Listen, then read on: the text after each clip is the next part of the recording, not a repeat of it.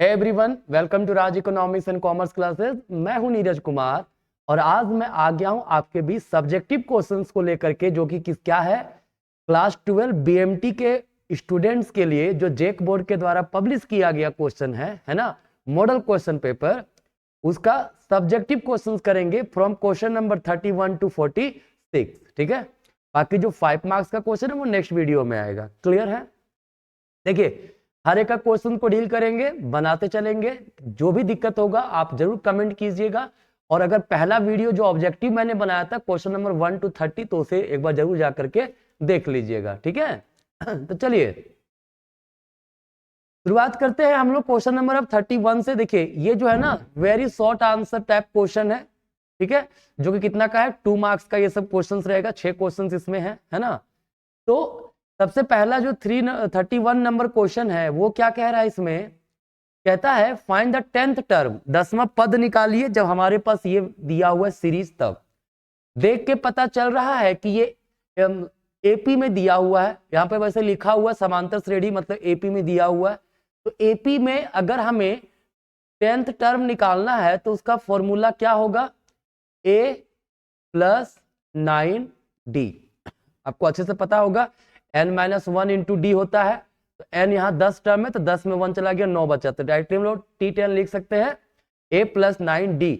a का मतलब पहला टर्म क्या है, यहाँ पे 3 है, +9 इंटू कॉमन टर्म कितना सबके बीच देखे तो 5 का डिफरेंस है, तो 5 हमारा हो गया कॉमन डिफरेंस। कितना हो गया, 3 + 45, दैट इज हो गया हमारा 48। क्लियर? ये हमारा हो गया 31 का आंसर, कितना, 48। ठीक है, कोई दिक्कत नहीं, काफी इजी क्वेश्चन था, है ना। नेक्स्ट क्वेश्चन कह रहा है NP4 दिया हुआ है 360। तो n का वैल्यू निकालिए। क्या निकालिए, n का वैल्यू निकालिए। तो पहले क्या करिए ना, जो 360 है उसका एलसीएम निकालिए, मतलब गुणनखंड कीजिए उसको। ठीक है, क्या होगा देखिए, तो अगर 2 टाइम्स में लिए तो 1, फिर इधर बच गया 16, 8, 0, 180। फिर 2 के फॉर्म में लीजिए तो आएगा कितना, 90। फिर लीजिए 2 से तो कितना आ जाएगा, 45। ये 2 से तो जाएगा नहीं, 3 से जाएगा, 3 लेंगे तो 15, फिर 3 लेंगे तो हमारा हो गया 5। ठीक है, आगे तो कुछ होगा नहीं। क्लियर है? मतलब हमारे पास क्या क्या आया है, 2 2 2 3 3 5, है ना। यहां पे देखिए r के जगह पे कितना 4 है ना, मतलब ये 360 जो हमारा है इसको 4 टर्म में बांटेंगे।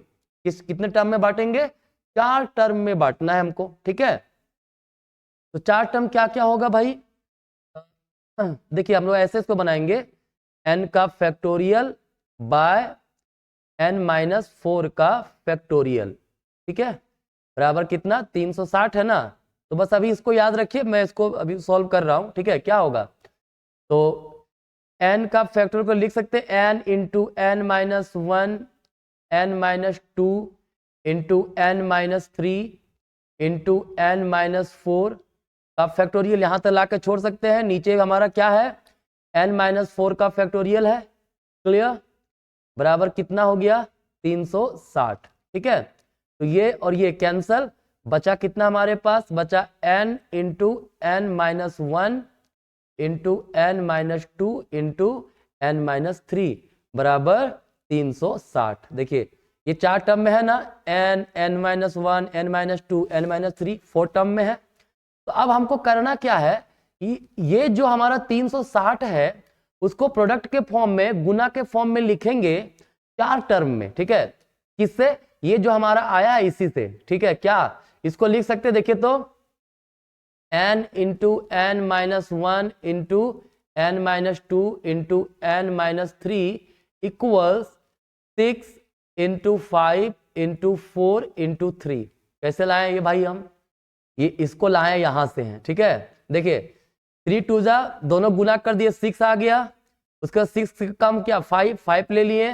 फिर 2 2 जा 4 हो गया, 4 ले लिए। 3 बचा था, 3 ले लिए। ठीक है, ये जो इसको असेंडिंग या डिसेंडिंग ऑर्डर में ही लिखना है। ठीक है, कैसे, देखिए ये डिसेंडिंग जा रहा है ना, एक घटते जा रहा है, एक घटते जा रहा है, तो इधर भी एक घटते हुए हम लोग लिखेंगे। ठीक है, तो यहां से देखिए किसी से ले लीजिए, n बराबर क्या हो जाएगा, 6। पहला टर्म को यहाँ पहला टर्म से, ठीक है। अब दूसरा से भी लीजिए तो n-1 बराबर 5 लेंगे तो क्या हो जाएगा हमारा, n बराबर 6 ही होगा ना, क्योंकि 1 उधर जाएगा 6 हो जाएगा। क्लियर? तो इसका आंसर n इक्वल टू 6 आया, है ना। अगर डाउट हो कमेंट जरूर कीजिए, समझ में ना आए तो जरूर बताइए, है ना, कमेंट करके। क्लियर? और दोस्तों के साथ भी शेयर कीजिए, काफी बेनिफिट देने वाला है ये पूरा सेक्शन आप लोगों को, ठीक है। चलिए क्वेश्चन नंबर 33 है, कहता है डिटर्मिनेंट x5 xx बराबर 24 है। क्या दिया हुआ है, x5 x कितना है 24 है, तो x का वैल्यू निकालिए, है ना।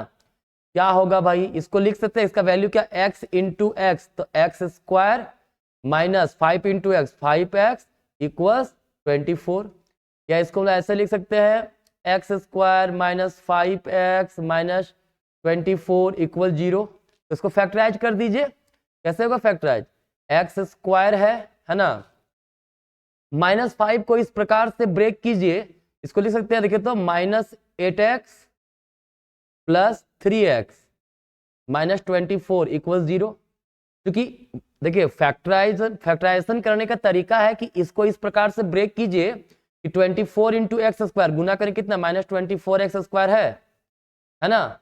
तो ये -5x को इस प्रकार से ब्रेक करना है कि मल्टीप्लाई करने पे इतना आ जाए। तो देखिए तो -8x प्लस 3x कितना हुआ, -24x हुआ ना, गुना करेंगे -8x इंटू 3x, तो गुना करेंगे तो इतना ही आएगा ना हमारा, ठीक है। आपको, मुझे उम्मीद है आपको पता होगा कि फैक्टराइज कैसे होता है ना। तो चलिए, चूंकि अब एग्जाम के समय मॉडल सेट बना रहे तो ऑब्वियस सी बात है फैक्टराइजेशन सिखाने का समय नहीं है अब, है ना। तो क्या होगा, x कॉमन निकलेगा तो x माइनस 8 आ गया, फिर प्लस 3 इधर कॉमन निकालिए तो x माइनस 8 आ गया इक्वल 0। क्या आएगा आंसर हमारे पास, 8 प्लस 3 और x माइनस 8 इक्वल 0। x का दो वैल्यू आ गया बराबर, या तो -3 होगा एंड -8 होगा, दो वैल्यू है तो x का वैल्यू यहाँ क्या होगा, या तो -3 या तो 8, ठीक है। कोई दिक्कत नहीं, सिंपल बना दिए, डिटरमिनेंट का क्वेश्चन था, क्रॉस मल्टीप्लाई करके हम लोगों ने सॉल्व कर लिया। क्लियर है? चलिए तो दूसरा क्वेश्चन हम लोग बनाते, देखिए जैसे जैसे बनाते जा रहे हैं आप लोग भी कॉपी में बनाते चले जाइए, है ना। कोई दिक्कत होगा तो ताकि मैं आपका हेल्प कर सकूं, ठीक है। चलिए अब है 34 नंबर क्वेश्चन, ये कहता है अंक गणितीय माध्य मतलब अर्थमेटिक मीन निकालना है। तो भाई साइज को हम लोग x मान लेते हैं, फ्रीक्वेंसी को f लिख दिए, क्या है 0 1 2 3 4 5 6 7 8 ले लिए, इधर कितना 1 9 26 59 72 52 29 7 और 1। देखिए मीन निकालने का डायरेक्ट मेथड होता है क्या, सिग्मा fx बाय n, जहां n का मतलब क्या होता है, n का मतलब होता है सिग्मा f, मतलब फ्रीक्वेंसी को जोड़ दीजिए तो हमारा n यहाँ पे आ जाएगा, ठीक है, कोई दिक्कत नहीं है। चलिए तो सबसे पहला काम हम लोग को fx निकालना है, क्या 0 इंटू 1 0, 9 इंटू 1 9, 26 इंटू 2 हो गया 52, फिर 59 इंटू 4, मैं डायरेक्टली कैलकुलेटर का यूज करके, है ना, बना दे रहा हूं, आप लोग अपना खुद से बनाइएगा। 177, क्योंकि अगर हम यहाँ पे गुना करते रहे तो काफी ज्यादा वीडियो बहुत लंबा हो जाएगा, ठीक है, और आप लोग बोर भी हो जाइएगा। तो मैं डायरेक्टली कैलकुलेटर से सॉल्व कर रहा हूँ, आप लोग अपना चेक कर लीजिएगा, ठीक है। 72 इंटू 4, ठीक है 288, 52 इंटू 5 कितना 260, फिर क्या हुआ 29 इंटू 6 174, 7 7 जा 49 और इधर हो गया 8, ठीक है।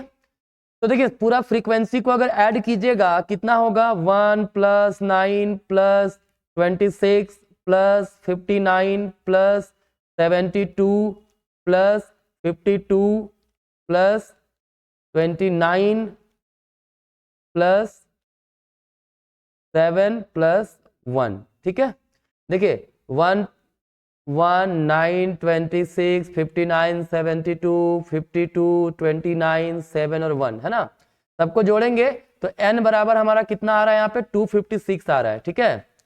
और ये जो fx निकाला सबको सम करेंगे तो सिग्मा fx कितना हो जाएगा 9 plus 52 plus 177 plus 288 plus 260 plus 174 plus 49 plus 8 है ना, ये आ रहा है 1017 बाय 256। ठीक है, तो 1017 को डिवाइड करेंगे 256 से तो हमारा आंसर आ रहा है 3.972 या फिर आप लोग 3.97 ही लिख दीजिए, ये हमारा हो गया आंसर। क्लियर है? तो इस तरीके से हम लोग मीन निकाल सकते हैं। तो ये 34 नंबर क्वेश्चन हुआ। ठीक है, आप लोग मेथड तो जानते होंगे मीन का, नहीं जानते तो आप प्लेलिस्ट में जाइए, वहां पे स्टैटिस्टिक्स का एक प्लेलिस्ट होगा, वहां पे मीन मीडियन मोड को डिटेल में मैंने बहुत अच्छे से बताया है। ठीक है, चलिए 35 प्रोबेबिलिटी क्वेश्चन है। कहता है what is the probability of getting a king और a queen from a well shuffled pack of cards. कहता है एक ताश जो है मतलब 52 कार्ड्स वाला ताश है, उसको फेंका गया। ठीक है, तो उससे मतलब उसमें से गड्डी से कोई हम लोग कार्ड निकाले। ठीक है, तो वो गड्डी जो है क्या एक बादशाह है जो कार्ड निकाले या एक रानी। ठीक है, तो देखिए ध्यान से सुनिएगा, या वर्ड आया हुआ है मतलब और वर्ड है किंग और क्वीन, तो इसका मतलब ये एडिशन थ्योरम का है। ठीक है, मान लीजिए ए बराबर क्या है, ए बराबर है किंग। ठीक है, क्या है किंग कार्ड है ना, मतलब बादशाह। तो नंबर ऑफ ए कितना होता है, टोटल नंबर ऑफ किंग होता है 4। ठीक है, पूरा जो 52 कार्ड्स का जो पूरा सेट होता है, पैक होता है, उसमें 4 किंग होता है ना। क्वीन बी मान लेते हैं क्वीन है, कौन है क्वीन। ठीक है, तो नंबर ऑफ बी भी कितना होता है, नंबर ऑफ बी भी होता है 4। क्लियर? तो ऑब्वियसली टोटल कार्ड कितने हैं, 52 कार्ड्स हमारे पास होते हैं टोटल, है ना। तो किंग आने का जो प्रोबेबिलिटी है, प्रोबेबिलिटी ऑफ किंग, वो क्या आएगा, नंबर ऑफ किंग कितने 4 है बाय टोटल कार्ड कितना 52 है। उसी तरह प्रोबेबिलिटी ऑफ क्वीन का निकालें तो नंबर ऑफ क्वीन कितने 4, टोटल कार्ड कितने 52। ठीक है ना, कोई दिक्कत नहीं। चलिए, तो हमें निकालना है प्रोबेबिलिटी ऑफ ए और बी, इसको हम लोग बोलते हैं probability of A union B भी बोलते हैं। ठीक है, याद रखिएगा। यहां पे देखिए किंग और क्वीन में कोई कॉमन टर्म तो नहीं है ना, ऐसा तो नहीं एगो किंग निकाले तो क्वीन घट जाएगा, ऐसा कुछ नहीं है, कोई कॉमन नहीं है। तो सीधा सीधी यहाँ पे फॉर्मूला होता है probability of A plus probability of B, है ना। कॉमन होता तो माइनस कर देते कॉमन टर्म, या कॉमन कुछ नहीं है तो कॉमन नहीं लिखे। ठीक है, आप लोग एडिशन थ्योरम पढ़े होंगे, हमको उम्मीद है आप लोगों पे। ठीक है, तो 4/52 4/52 क्या होगा, 1/13 प्लस 1/13 मतलब 2/13 होगा आंसर। क्लियर है, काटते चले गए, कोई दिक्कत नहीं। अब 36 नंबर क्वेश्चन है, इसको खैर आप लोग खुद से कर लीजिएगा, है ना। एक थ्योरी दे दिया है, क्या समझते टाइम सीरीज से। ठीक है, तो टाइम सीरीज होता है over a period of time, है ना। सेल्स प्रोडक्शन क्या रहा, जैसे 2000 में आप कितना प्रोडक्शन किए, 2001 में क्या प्रोडक्शन किए, 2002 में क्या प्रोडक्शन किए, 2003 में क्या प्रोडक्शन किए। तो मान लीजिए प्रोडक्शन लिया हुआ है 1, 5, 6, 9 ऐसे दिया हुआ है। ठीक है, तो कहता है अलग अलग समय में आपने क्या प्रोडक्शन किया, इसका जो वैल्यू है उससे ट्रेंड वैल्यू पता चलता है। इसके आधार पर फ्यूचर को हम लोग एक्सपेक्ट कर सकते हैं, अनुमान लगा सकते हैं कि आने वाला साल में क्या हो सकता है। ठीक है, देखिए यहां पे जो टेंडेंसी चला आ रहा है 2000 से 2003 तक, ये ट्रेंड के आधार पर, है ना, हम लोग 2005 में लगभग क्या हो सकता है ये बता सकते हैं। ठीक है, इसी ही टाइम सीरीज कहा जाता है। तो ये थोड़ा सा आप लोग खुद से बुक में पढ़ लीजिएगा, थ्योरी है, थ्योरी डिस्कस अभी हम ज्यादा नहीं करेंगे। ठीक है, चलिए क्वेश्चन नंबर 37, 5 और 20 का गुणोत्तर माध्य क्या होगा, what is the geometric mean of 5 and 20। देखिए दो टर्म हमारे पास है, अगर मान ले दो टर्म ए और बी हो, है ना, तो जीएम बराबर क्या होता है, जीएम बराबर होता है रूट अंडर ए बी। ठीक है, दो टर्म हो तो, अगर 3 टर्म हो तो क्यूब रूट ए इंटू बी इंटू सी हो जाएगा, 3 टर्म रहेगा। तो यहाँ 2 टर्म है तो क्या होगा 5 गुने 20 इसका रूट। ठीक है, कितना रूट अंडर 100, क्या आएगा आपका आंसर 10। कोई दिक्कत नहीं, 10 इज योर ज्योमेट्रिक मीन। ठीक है, चलिए तो नेक्स्ट क्वेश्चन हमारे पास दिया हुआ है 38 में, कहता है निम्नलिखित श्रेणी का कौन सा पद का मान 27 है, which term will be 27 of this sequence. तो पहले देखिए, पहले तो पहचानना है आपको सीक्वेंस से कि वो एपी में है, जीपी में है कि एचपी में है ना। देख के पता चल रहा है सबका डिफरेंस दो दो का है, मतलब एपी है, कॉमन डिफरेंस हो तो एपी होता है, ठीक है ना। तो हमारे पास पहला टर्म यहाँ पे कितना है, 5 दिया हुआ है। कॉमन डिफरेंस कितना का डिफरेंस है, 2 का डिफरेंस है, ठीक है। कौन सा टर्म है जो अननोन है, 20, मतलब एक टर्म है जिसको पता नहीं कौन सा टर्म है, वो 27 है, तो उसको टीएन मान ली 27। हमको नंबर ऑफ एन निकालना है, ठीक है। तो क्या होता है, टीएन का फॉर्मूला होता है a plus n minus 1 into d, 27 का 27, ए कितना है 5 प्लस एन माइनस 1, डी कितना 2 बराबर 27, तो 5 प्लस 2n माइनस 2 बराबर 27, ठीक है। क्या होगा 3 प्लस 2n बराबर 27, 3 उधर जाएगा माइनस हो जाएगा, तो 2n बराबर 24, तो n बराबर कितना हो गया 12। मतलब ये सीक्वेंस का 12वां टर्म जो है, 12th टर्म जो है वो क्या है हमारा 27 है, ठीक है। इजी है ना, काफी इजी है। चलिए अब है शॉर्ट आंसर टाइप क्वेश्चन जो 3 मार्क्स का, इसमें भी 6 क्वेश्चन है हमारे, है ना। क्या है, पहला 39 नंबर, निम्नलिखित श्रेणी का 9 पद का जोड़ ज्ञात कीजिए, मतलब find the sum of the following श्रेणी अप टू 9th टर्म, ठीक है। तो ये जो क्वेश्चन है ना, हमको क्या, मैंने क्या बोला पहले, पता कीजिए एपी में कि जीपी में है। एपी का मतलब क्या होगा, डिफरेंस कॉमन होगा, जीपी होगा तो क्या होगा, कॉमन रेशियो होगा, ठीक है। तो यहाँ देखिए, तो क्या एपी में है, एपी का पता करने के लिए क्या करना होता है, second term minus first term, है ना, इक्वल होना चाहिए किसके, third term minus second term के। ये इसी यही कॉमन डिफरेंस का फॉर्मूला यही होता है, इससे एपी है या नहीं है पता चल जाता है, ठीक है। तो देखिए यहाँ पे क्या है, सेकेंड टर्म क्या है, अगर T2 माइनस T1 निकालें क्या होगा, 9/√3 माइनस 2√3। सॉल्व करेंगे इसको तो √3 हो गया 9 माइनस √3 यहाँ मल्टीप्लाई होगा तो √3 इंटू √3 बचेगा सिर्फ, ठीक है। देखिए √3 मल्टीप्लाई जब हो गया √3 में तो इसका मतलब 3 होता है, तो 3 इंटू 2 हमारे पास है 2, मतलब 9 माइनस 6, तो 3 आएगा 3/√3, 3/√3 का √3 होता है, ठीक है, डिवाइड, है ना। Third term minus second term, देखिए थर्ड टर्म क्या है, 12/√3 माइनस 9/√3, कितना होगा √3, 12 माइनस 9 दैट इज 3/√3, तो √3 हो गया, ठीक है ना, कोई दिक्कत नहीं है, मतलब इक्वल है, एपी में है, T2 माइनस T1 बराबर है T3 माइनस T1 के, तो ये एपी में है ना। तो कॉमन डिफरेंस हमारे पास कितना आ गया, कॉमन डिफरेंस हमारे पास √3 आया, ठीक है। सम निकालने बोला है हमें यहाँ पे, कितना 9th टर्म तक, कितना टर्म तक, 9वां टर्म तक, ठीक है। तो चलिए सॉल्व करके देखते हैं इसको। आपको पता होगा एपी में सम ऑफ 9 टर्म अगर है, ठीक है, देखिए फॉर्मूला पहले लिख देते हैं, सम ऑफ n टर्म अगर निकालना हो तो क्या होता है, n/2 into 2a plus n minus 1 into D, ये एक सिंपल सा फॉर्मूला होता है। 9वां टर्म निकालना क्या होगा, 9/2 इंटू 2 इंटू ए मतलब पहला टर्म क्या है 2 इंटू √3, ठीक है, प्लस n की जगह 9 माइनस 1, डी कितना है √3, ठीक है ना, कोई दिक्कत नहीं है। क्या होगा हमारा, देखिए इसको मैं इधर लिख दे रहा हूं, इक्वल हो जाएगा 9/2 इंटू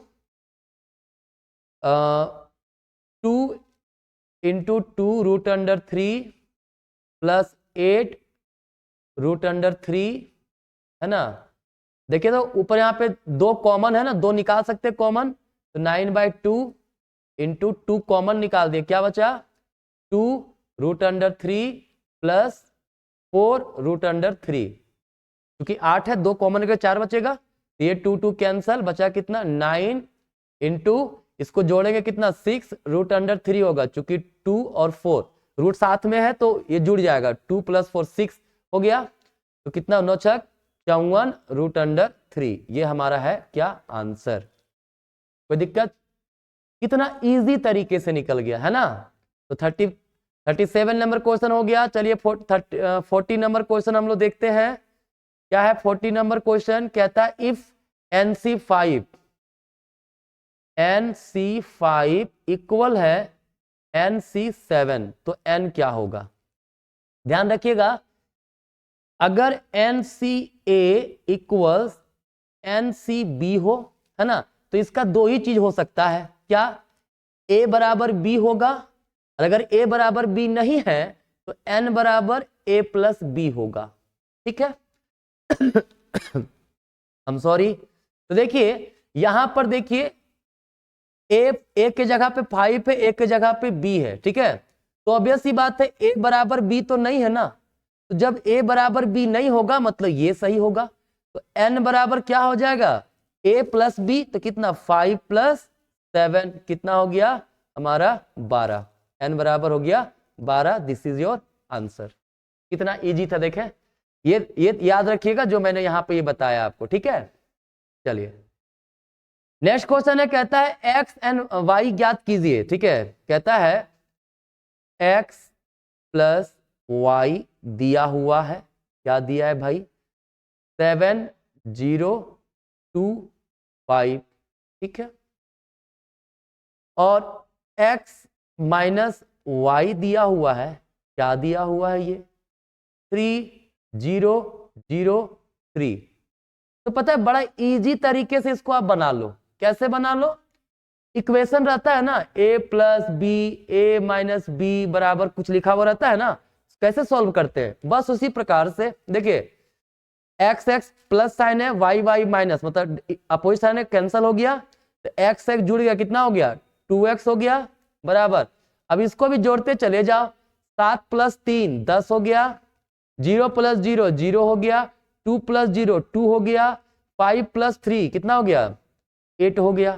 ठीक है, तो x बराबर क्या होगा 2 सब में डिवाइड हो जाएगा। ठीक है, 10/2, अरे ऑब्वियस होता है यहाँ पे 1/2 हो जाएगा ना, 2 इधर जाएगा तो हम डायरेक्टली डिवाइड कर दे रहे, क्या बचेगा 5 0 1 4। तो x का वैल्यू कितना आ गया हमारे पास? x का वैल्यू निकल गया 5 0 1 4। तो किसी भी इक्वेशन में पुट कर दीजिए, ये इक्वेशन या तो ए इक्वेशन में, तो x प्लस वाई बराबर कितना था 7 0 2 5। याद रखिएगा मैंने just as the equation solve किया है ना, इसमें कंफ्यूज मत होइएगा। दो इक्वेशन है हमारे पास। ठीक है, कोई दिक्कत नहीं। चलिए देखिए हमारे पास क्या है। अब x का वैल्यू कितना है 5 0 1 4 प्लस y बराबर 7 0 2 5। तो y बराबर क्या होगा? x उधर चला जाएगा 7 0 2 5, तो उधर जाएगा तो ऑब्वियस सी बात है यहाँ प्लस में है तो जाके माइनस में हो जाएगा ना 5 0 1 4, जस्ट लाइक इक्वेशन है ना। तो y बराबर क्या आ गया 7 माइनस 5 2 0 माइनस 0 0 2 माइनस 1 1 5 माइनस 4 1। ठीक है, ये हमारा y निकल गया, ये x ये हमारा y। कितना इजी था देखिए, तो है ना इजी। चलिए तो क्वेश्चन नंबर 42 देखते हैं। कहता है सेट ए दिया हुआ है, सेट बी दिया हुआ है, फाइंड करने ए यूनियन बी। क्या निकालना है? पहला number A union B. A union B, A union B का मतलब होता है ए और बी के जितने टर्म है सारे लिख दो। क्या होगा? ए में कितने हैं? क्या है 3 5 7 9, तो 6 यहां से अरेंज करके मैं लिख दे रहा हूं। ठीक है, पहले ऐसे लिख देते हैं 7 9, ये ए में है, बी में क्या है 6 8 10। ठीक है, इसको अरेंज करके आप लिख सकते हो कैसे 3 5 6 7 8 9 10, कोई दिक्कत नहीं। ठीक है, ये ए यूनियन बी हो गया। बी नंबर क्या है? A intersection B. दोनों में क्या कॉमन है? कॉमन कुछ नहीं है, कोई भी टर्म कॉमन नहीं है ना। कॉमन नहीं है तो या तो 5 लिखिए या फिर आप नल, ये नल सेट हो गया, मतलब कुछ भी कॉमन नहीं है तो नल सेट। नल सेट को या तो 5 या तो फिर ऐसे दिखाते हैं। ठीक है, कोई दिक्कत नहीं। 42 नंबर क्वेश्चन तक भी कोई समस्या नहीं होनी चाहिए आपको।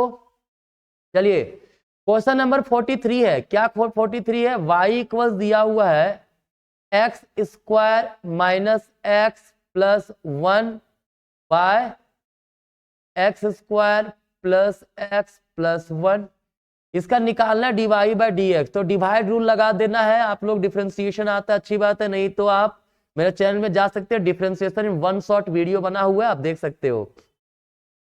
X square plus x plus 1 बाहर रखेंगे, डिफरेंशिएट करेंगे x square minus x plus 1 को एक्स के रिस्पेक्ट में, फिर एक बार माइनस करेंगे x square minus x plus 1 एक बार बाहर रखेंगे और डिफरेंशिएट करेंगे x square plus x plus 1 x के रिस्पेक्ट में, होल डिवाइड कर देंगे क्या, x square plus x plus 1 का होल स्क्वायर। ये डिवाइड रूल है, ठीक है। क्या होगा, थोड़ा सा इसको हम लोग चलिए छोड़िए, इसी में बना लेते हैं। जो बाहर है क्या है, x square plus x plus 1, वो एज इट इज रहेगा। अंदर डिफरेंशिएट एक्स स्क्वायर कितना होगा 2x होगा, माइनस एक्स का कितना होगा -1 होगा, फिर माइनस का साइन, चूंकि 1 कांस्टेंट 0 खत्म हो गया वो नहीं लिखेंगे। फिर इधर क्या है, इधर भी वही है x square minus x plus 1, और इधर इसको डिफरेंशिएट करेंगे एक्स स्क्वायर का 2x, एक्स का हो जाएगा 1, होल डिवाइडेड बाय क्या हुआ हमारा, x square plus x plus 1 का होल स्क्वायर। ठीक है, कोई दिक्कत नहीं। अब इसको आप सॉल्व कर लीजिए, बस अब सिंप्लीफाई करना, डिफरेंशिएशन हो गया है, सिंप्लीफाई कीजिए, सिंप्लीफाई करके आपका आंसर जो है वो आ जाएगा। मैं पूरा सिंप्लीफाई नहीं कर रहा हूं, ठीक है, मैं बस आपको मेथड बताने आया हूं, कोशिश कर रहा हूं कि जहां तक वो आंसर बता रहे, बहुत लंबा वीडियो चला जाएगा इस तरह से, ठीक है। चलिए इसको मिटा देते हैं। नेक्स्ट क्वेश्चन हमारे पास क्या है, नेक्स्ट क्वेश्चन कह रहा है कि भाई माध्यिका निकालिए, मतलब मीडियन निकालिए, ठीक है। तो मीडियन निकालना है, डेटा दिया हुआ है, क्या डेटा है भाई, चलिए देखते हैं। क्लास इंटरवल दिया हुआ वेजेज है ना, क्या 30 से 40, 40 से 50, 50 से 60, 60 से 70, 70 से 80। फ्रीक्वेंसी दिया हुआ है 50, 54, 85, 45, 30। CF निकालिए, पहला काम CF, तो 50 का 50, 50 54 104, 104 प्लस 189, इधर 9 5 14 4 लेफ्ट 1 8 4 12 1 13 3 बाकी में 1 112, इधर 264। ठीक है, कोई दिक्कत नहीं। तो मीडियन निकालने के सबसे पहले मीडियन टर्म निकालते, वो होता है n/2h टर्म, तो n यहाँ पे हमारा है 264, आप f को जोड़िएगा 264 आ जाएगा ये, ठीक है। बाय 2 कितना होगा 132, 132वां टर्म, ठीक है। अब 132 से बड़ा सबसे पहला टर्म कौन सा है, 189 है, तो लिखेंगे इट लाइज इन CF 189, ठीक है। तो मीडियन क्लास हमारा हो जाएगा 189 के सामने कौन सा क्लास इंटरवल है, 50 से 60 है, ये मीडियन क्लास हो गया 50 से 60, है ना। इसको लोअर लिमिट, इसको अपर लिमिट, इंटरवल कितना का है 10 का है, तो I हो गया 10, F फ्रीक्वेंसी कितना 85, ठीक है। C का मतलब है जिसमें लाई किया था ना 132 से बड़ा सबसे पहला टर्म था 189, उसके पहले टर्म कौन सा 104, वो 104 हो गया। अब आप लोग सॉल्व कर लो थोड़ा इसको, इसका formula L1 plus n/2 minus C बटा F इंटू I होता है। L1 कितना है 50 है, plus n/2 132 minus C 104 bye frequency कितना 85 गुना I कितना इंटरवल 10 का है। अब आप इसको आराम से सॉल्व कर लो, आपका आंसर आ जाएगा। 132 4 चला कितना बचेगा 28 बटा 85 गुने 10, मतलब 50 प्लस 280 बाय 85 कितना होगा 280 भागा 85, मतलब 50 प्लस 3.29, मतलब 53.29, ये हमारा मीडियन हो गया। ठीक है, मुझे उम्मीद है कोई समस्या यहां तक नहीं होना चाहिए। चलिए अब देखिए क्वेश्चन नंबर 45 क्या कहता है हमारा, कहता है find mode from the following table, है ना, मोड निकालना है, क्लियर। तो पहले साइज लिख लेंगे, साइज को हम लोग क्लास इंटरवल लिख लेते हैं, ठीक है। क्या है 0 से 10, 10 से 20, 20 से 30, 30 से 40, 40 से 50, 50 से 60, ठीक है ना। फ्रीक्वेंसी कितना दिया हुआ है 40, 30, 18, 12, 10, 5। देखिए कंटिन्यूअसली यहाँ पे डेटा फॉल किया है फ्रीक्वेंसी, ठीक है, तो इस पर कुछ दिमाग मत लगा दीजिएगा, ऐसा मत करिएगा कि इसको CF मान लो, ये फ्रीक्वेंसी ही दिया हुआ है, ठीक है। क्या करना है, मोड का मतलब होता है जिसका वैल्यू, जिसका फ्रीक्वेंसी हाईएस्ट होता है। हाईएस्ट किसका यहाँ पे 40 है ना, तो लिखेंगे बाय ऑब्जर्वेशन मेथड, है ना, हाईएस्ट फ्रीक्वेंसी 40, है ना। तो मोड क्लास जो हमारा होगा, मोड क्लास, उसके सामने क्या दिया हुआ, मोड क्लास 0 to 10 है, 0 हो गया L1 लोअर लिमिट, ये L2 अपर लिमिट, दोनों का इंटरवल डिफरेंस कितना का है 10 का है, तो I हो गया वो, है ना।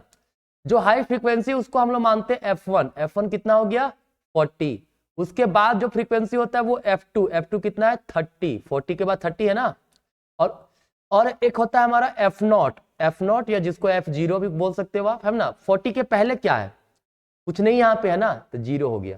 देखिए ये हुआ F1, ये हो गया F2, और इसके पहले होता है F0, तो यहाँ F0 तो कुछ है ही नहीं, तो कुछ नहीं है मतलब 0 है, सीधी सी बात, ठीक है। तो आप फॉर्मूला पुट करेंगे, Z mod equals L1 plus F1 minus F0 by 2F1 minus F0 minus F2 into I, ये फॉर्मूला होता है, ठीक है। L1 कितना है भाई, लोअर लिमिट यहाँ पे 0 है, F1 कितना है 40 माइनस F0 है हमारा 0 by 2 into 40 minus 0 minus 30 into 10, clear है। क्या हो जाएगा, ऊपर बना दे रहा हूं, 40 में 0 चला गया, बचेगा 40 बाय 2 इंटू 40, तो 80 हो गया, 80 में 30 चला गया, बचा कितने का 50 इंटू 10, 0 0 कैंसल, 40 डिवाइड बाय 5 कितना होगा 8, ये हमारा मोड हो गया आंसर। कोई दिक्कत, काफी इजी क्वेश्चन था ये भी, है ना। चलिए तो लास्ट क्वेश्चन, मतलब शॉर्ट आंसर टाइप का लास्ट क्वेश्चन है, कौन सा 46, कहता है NC10 बराबर NC12 है। अभी बताया था ना मैंने आपको कि A बराबर B है तो ठीक, अगर A is not equal to B है तो हम लोग क्या करते हैं, N बराबर होता है A प्लस B, तो यहाँ पे A कितना, A 10 है, B कितना है 12 है, तो 10 प्लस 12 कितना हो गया 22, तो N बराबर क्या हो गया 22, ठीक है, ये हो गया N, क्लियर है, कोई दिक्कत नहीं, है ना। चलिए अब इसमें हमको निकालना क्या है, NC5, क्या निकालना है NC5, ठीक है। तो NC5 क्या होगा, N हमारा 22 है, C5, फॉर्मूला होता है 22 का फैक्टोरियल बाय 5 का फैक्टोरियल, 22 माइनस 5 का फैक्टोरियल, क्या बचेगा 22 का फैक्टोरियल बाय 5 का फैक्टोरियल, 22 में 5 चला कितना बचेगा 17 का फैक्टोरियल, हाँ बिल्कुल 17 का फैक्टोरियल बचेगा, ठीक है। तो इसको सॉल्व करते थोड़ा सा, मैं इरेज कर देता हूँ ये सब चीजों को, है ना। आपका आ गया, हम लोग देखिए उसको लिख सकते हैं इस प्रकार से, देखिए तो 22 का फैक्टोरियल का मतलब 22 गुने 21 गुने 20 गुने 19 गुने 18 इंटू 17 का फैक्टोरियल, कोई दिक्कत नहीं। डिवाइड में 5 का फैक्टोरियल 5 गुने 4 गुने 3 गुने 2 गुने 1 इंटू 17 का फैक्टोरियल इधर अलग से है, ठीक है। तो ये और ये कैंसिल हो गया, 17 का फैक्टोरियल कैंसिल, 5 को डिवाइड करेंगे तो 5 4 जा 20, 4 4 इधर कैंसिल, ठीक है ना, कोई दिक्कत नहीं। अब देखिए 3 से हम लोग 6 तिया 18, 6 2 से 3 बार में क्या बचा हमारे पास 22 गुने 21 गुने 19 गुने 3, ठीक है, क्या होगा 22 इंटू 21 इंटू 19 इंटू 3, तो डायरेक्ट आंसर लिख दे रहा हूं 26,334, ये हमारा आंसर हो जाएगा, कोई दिक्कत। तो ये था यहां तक शॉर्ट आंसर टाइप का सारा क्वेश्चन, क्लियर है। तो अब देखिए आज का तो यहीं तक मैं बता रहा हूं, नेक्स्ट वीडियो में बाकी का जो क्वेश्चन 5 मार्क्स का वो मैं करवा दूंगा, ठीक है। मुझे उम्मीद है ये काफी हेल्पफुल रहा होगा वीडियो आप लोगों के लिए। हेल्पफुल रहा है तो दोस्तों तक शेयर कीजिए, सबको बताइए, वीडियो को देखने के लिए कहिए, काफी हेल्प मिलेगा एग्जाम में। क्लियर? तो आज कहीं तक, मिलेंगे नेक्स्ट क्लास में, तब तक के लिए धन्यवाद।